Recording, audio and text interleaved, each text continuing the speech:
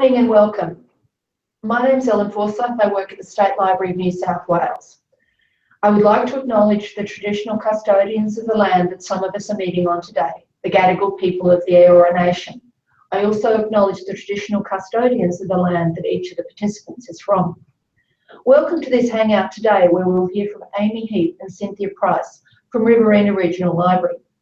Welcome to the libraries who are participating via the hangout today, the other library people who are watching online or catching up with this later on. I would like to thank the New South Wales Reference and Information Services Group for the use of their YouTube channel. If you're tweeting about this or posting to other social media, please use hashtag NSWPLN2016. Now, over to Amy and Cynthia. Thank you. Thanks, Ellen. Hello, everybody from sort of sunny Wagga Wagga. Cynthia and I work for the Riverina Regional Library, and to give you a little bit of background about that service, we're the largest regional library service in New South Wales. We provide library services to around 138,000 people across 10 local government areas, used to be 13. Now down to 10, and we've got 18 branches and a mobile library. So Cynthia and I work at the administration centre, which isn't located in a library branch. The advantages of that are that we have time to investigate fully and develop new programs without being interrupted by desk shifts or shelving. But one disadvantage is that we don't get to make decisions about what programs are delivered in which branch and when. We can simply offer programs and see if they're taken up. And there's also a fair bit of distance between our branches. So if we are going to deliver a program in Corowa, for example, we will be in the car for 4 hours that day. And there are so many branches, so we're kind of restricted in terms of how many programs we can deliver in those branches. So that's the situation that we're in, and the way that we have come to look at makerspaces. The makerspace concept has obviously been around for long enough for us to have given it some serious consideration and to think about how we would join in. We really love the idea of the sound studios and the 3D printers and all the technology type makerspaces, but we've really struggled with how we would implement those across 18 branches. And I'm kind of hoping that 3D printers will speed up, start printing things a bit more quickly. So we've decided for the moment to focus on the types of making that libraries have long been involved with, the arty, crafty, sort of low-tech type making. So children's programming, for example, is pretty much expected to involve making of some sort. You know, story time always has a craft. And the trend for maker-style adult programs has been strong and a natural progression for our libraries. And libraries are also in a really great position to offer space and opportunities for community groups. Knitters have been meeting in libraries for a really long time, not just to knit together, but also to teach other people how to knit and to kind of get their groups to grow. And there are plenty of groups who could do the same thing in our libraries. Wagga City Library currently has an embroiderers group who meet in the library once a month to embroider birds. And anybody is free to come. So they provide all the materials, and someone can just come along and embroider a bird for an exhibition that they've got going. And I'm sure that the Embroiderers Guild will therefore grow because new people are joining in. So our aims in terms of, well, all the programs that we run, but also particularly the making ones, they're to have a learning, a literacy or a leisure focus. And we do like to get some outcomes in all three areas for most, running programs that are fun and that teach skills that can be developed or used at home. We want to provide maker style programs that range in complexity. So simple colouring in for mindfulness things, but also much more complex ones like making felt vessels.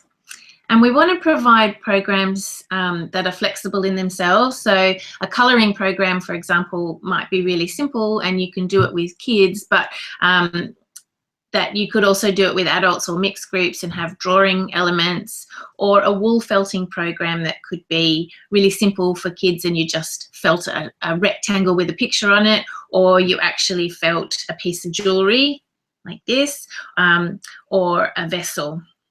So the flexibility needs to be in terms of the audience, but also in terms of the staff capabilities. So simpler options with lots of prep work done beforehand for people who might be restricted in terms of time or staff numbers, all the way to a program that is really, really flexible, and staff can invest a lot of time if they want to go for, you know, a much bigger and longer running program. And finally, we want to develop programs that can carry on, so skills that get built on and developed, and projects that can grow over time. So we offer our programs to the branches either with us delivering them or that the branch staff can deliver them. And we're trying to build the capacity of branch staff, both in terms of skills but also ability to be able to run more programs more often. So we suggest that they run follow-up programs, and it's you know, a great idea to be able to start with a skill and then to keep running more programs that build on it. So we've got quite a few examples of things to show you that we have been doing. I'll start with the really simple one, which is the colouring kit. When colouring in for adults became, you know, the big thing, we ran out and bought some good quality pencils, some texters, some books, and we put together this tub. So the branches can borrow that, and they can do a number of things with it. They can just put it out and have people colour in when they feel like it.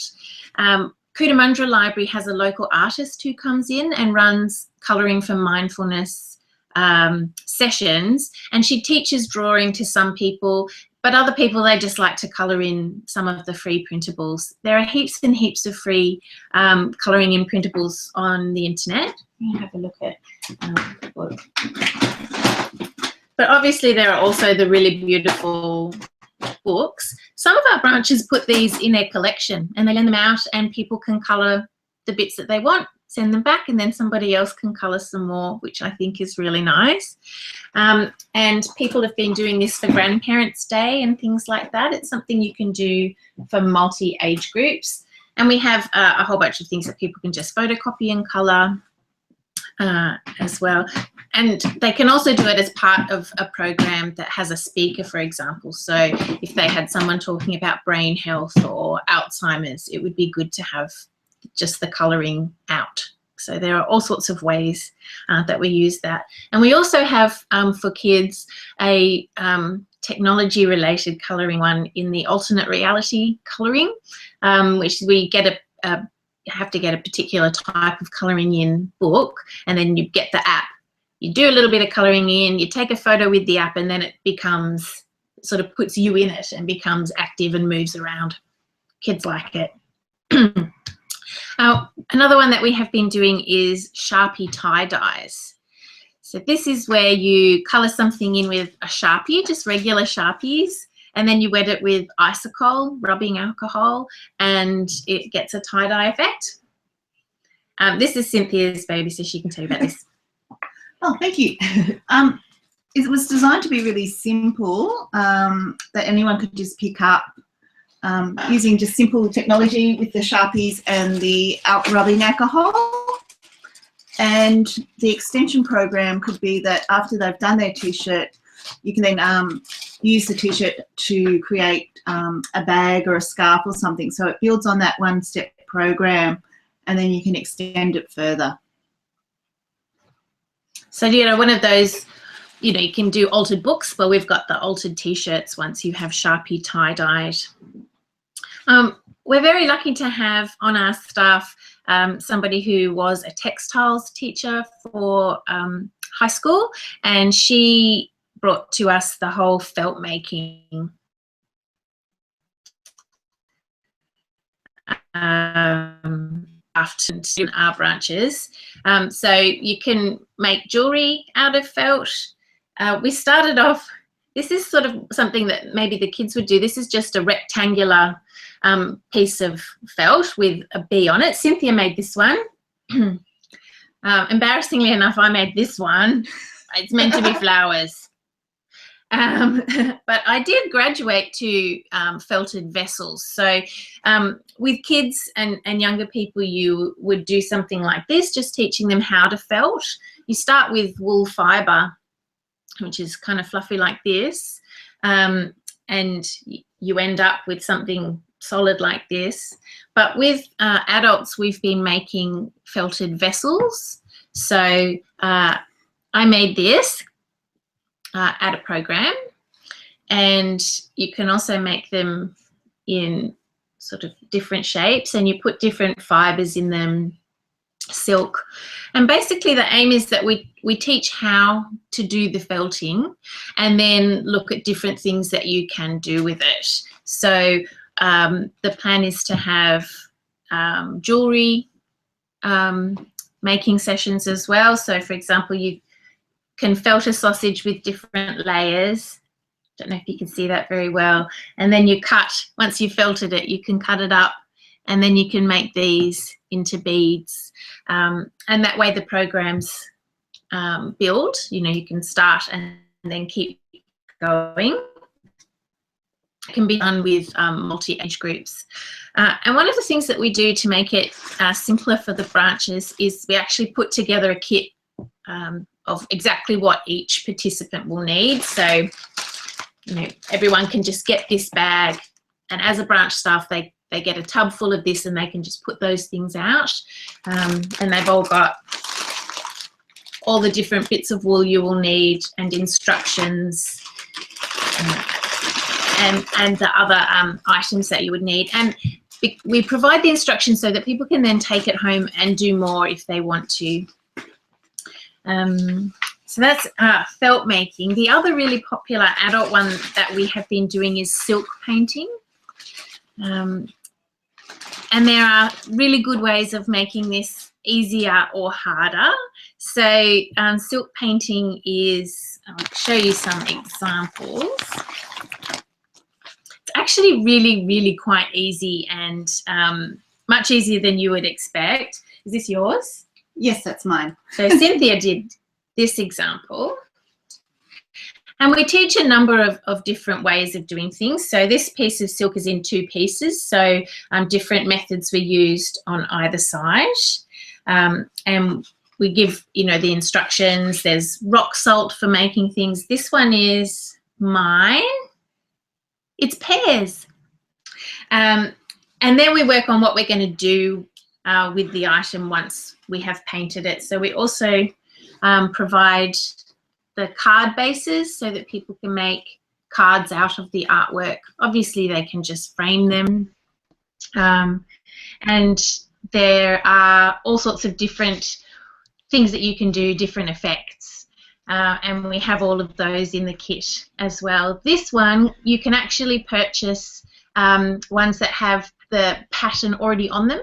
So we look at design and in drawing them the patterns on, but you can do it where they're already done. So this would be really good for kids, or for somebody who didn't have a lot of time to invest in preparation. They get one where it's already done, and it's just a matter of putting the paints out and going. We haven't been completely ignoring technology in these maker programs. We've got one that we've been doing called Chibitronics. Chibi just means little in Japanese, so I suppose it's little electronics. So it's a science and technology based program, but it does have a sort of maker style, and I'll get Cynthia to turn it on for me because I'm not very good at it. But it's basically making circuits. So there's sticky circuits that you put onto the page, and then by using a battery and a little LED light, you can make the lights. So where the maker bit comes into that is that you then do drawings and you light up parts of them.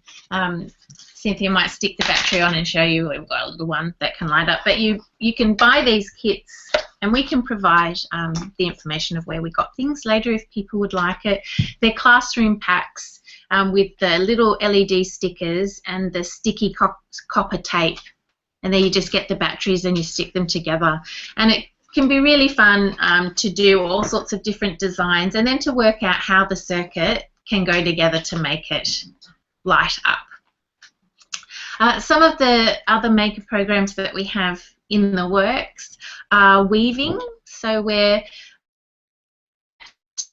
using things like paper plates as looms. So, for example, for kids to just use paper plates to weave, but also nature things. So sticks, you know, getting branches and sticks and weaving in between them. And we're also looking at paper and fabric marbling. So these are the things that we have been doing in our libraries, and we have some tips for how to make them work. Oh yes, here it is. So I don't know if you can see the little LED light is lighting up, and then this is just a really, really simple drawing of a light bulb, but obviously people do more exciting drawings and then you light it up. It's pretty cute. Thanks. So some tips for how to get this going in your libraries is training for the branch staff. So a lot of people would prefer us to come and deliver it, and they think they'd be a bit nervous about doing silk painting or felting. So we ran a training day for the Southwest Zone where we gave the staff a chance to make all the different things and to see how easy it is to run in your library. So it was at one of those that I made this. This is my pen holder that sits on my desk. And people also did the silk painting and the chibitronics, just to give staff a chance to have a go, not in a program situation, and therefore they felt that they could go on and do it. And we provided kits with some of the tools that you use, but also exactly where we bought everything and what goes in each kit, and we're happy to make those available if anybody would like those. We definitely recommend having a practice run. When we were doing the chibitronics in the training day, we got a little bit over-enthusiastic and asked a bit much of our batteries. So it's good to have a practice run to know how many circuits you need to light up a more detailed drawing. And even if you have a ready-to-go kit, it's good to have a practice just to make sure that it's going to go okay on the day. And preparation. So we're getting more and more branch staff presenting these programs themselves. So we are looking at doing as much preparation as possible at our end and essentially making individual kits like these ones. So this is the silk painting one, and so much of it is already done, so that basically the branch staff just have to put these out with the paints and it's ready to go. So, you know, we're hoping that more you know, because time, I suppose, time and staffing levels is an issue for everybody, that if we can do more preparation at the beginning, then more branch staff will be able to run these programs. This is really helpful with maker type programs. I think some people are fairly confident to just have a go, other people really aren't. Particularly perfectionists struggle to get things moving. So if you want to run kids maker events, you know, you can consider having family ones so that there are some adults there who will help.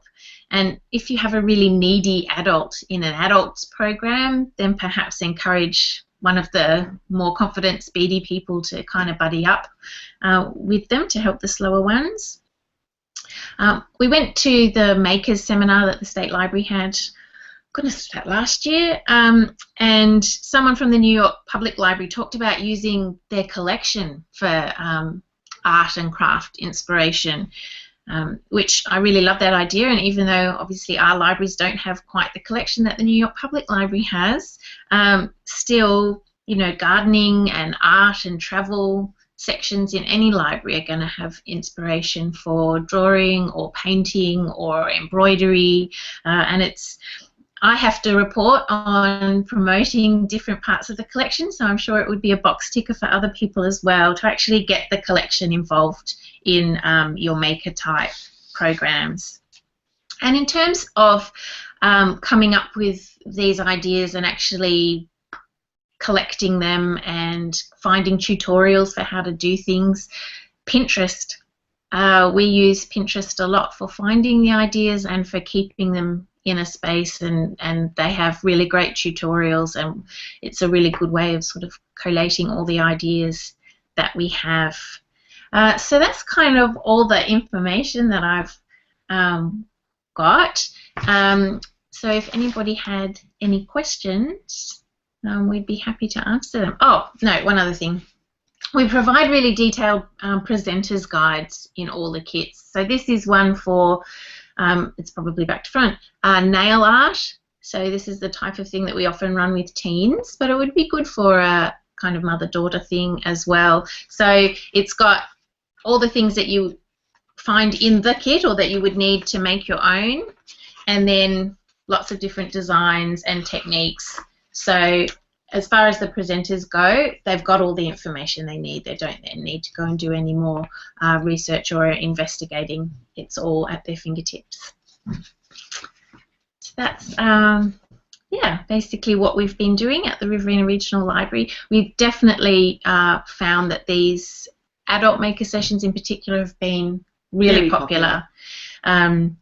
We almost can't keep up, and we're getting a lot of repeat ones from, say, the felt making and the silk painting, because they're so enjoyable. And also with the colouring, though we provided the kit, a lot of branches have then gone on to buy their own supplies so that they can do that anytime that they like at their library as well.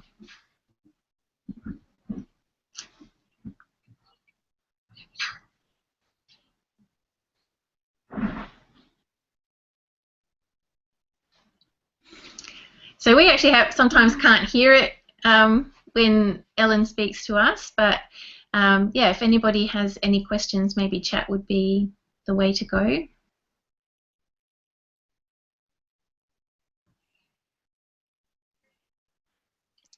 Hi, can you hear me? Yes. Hi, can you hear me? Yes.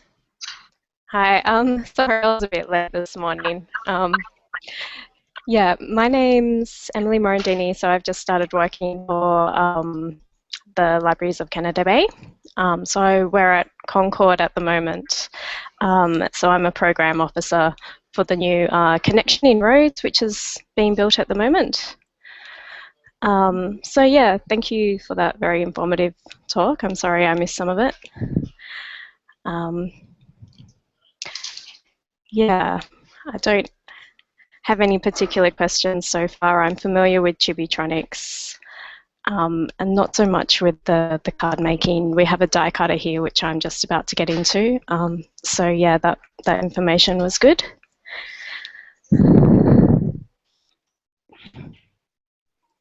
Say hello to Lim for me. Oh, the one hi, person Lim. I know at Canada Bay. I was wondering, do the birds of Wagga Wagga link to their local studies collecting, or I'm making a wild assumption that they're local birds that they're embroidering? You know, I don't know. I think it is just any bird. It's a particular exhibition that the Embroiderers Guild is looking at doing, but that would be a really good idea, to use the local studies collection to get pictures of local birds. I think the idea behind it is they're going to actually sell the birds at the end of the period and raise funds. Right. And I just saw your question, Ellen, about this, the ideas. It's a combination of both. So I think with a lot of programs, when a person has something that they're interested in and they've got time to follow through, that's, you know, where some programs come from. So for example, years ago when I got into e-readers and things, started running e-reader programs, and it was because I was interested in that. Because we have a staff member who does a lot of these things in her own time for fun, it is easy for us therefore to develop the program and run with it. But we do ask for ideas from the branches. So if they have a particular idea of something they'd like to do and they don't have the time to develop the program, then we are able to do it ourselves. But largely they come from us. I have to admit I've been enjoying the way that so that some of them, although I'm thinking not all of them, are shared on the Riverina Regional Library Flickr stream, because I've noticed that you had some silk painting shared, but I haven't seen any felting on the stream, so maybe I haven't been looking at it as diligently as I should have been. Sometimes only one person goes to run that program, and therefore photos are sometimes hard to come by. Forget to take. Yeah, completely understand that. But I'm just saying I do enjoy seeing them on that way, because it's one way of kind of sharing the ideas. Because it's working well for your region, that having the kits going out and those kinds of things, but the ability for branches to do their tailoring, like the Cootamundra artist running workshops, they're building on the colour materials. Because what we have that the branches don't have is time and the resources to develop these things. So if we can produce the kits, they can go around, and we're happy to share all of that information with all public libraries if they want to know what goes in our kits. You know, we have quite detailed lists of what's in them and where you buy the stuff. We're happy to share that as well. Would you be happy to maybe be guest bloggers on the Public Library Services blog to share that information further? Yes. Thank you very much. I think any further questions? No? Okay, look, thank you so much, Amy and Cynthia. I think it was really helpful seeing how this is planned. I like the way you fit it with the overall library goals, as I think sometimes that's missed, and the way that you really are aiming to provide a region-wide service. The next talk we're hearing from, although I don't have an exact date, will be Brendan McDonald talking about the Imaginarium at Port Macquarie Library. And we're using blue jeans for that because of technical issues. But thank you everyone today, and thank you so much Amy and Cynthia for that great information and presentation. And it was lovely seeing the different things that have been created. I think that really helps. Thank you very much. Thanks for having us. Thank you.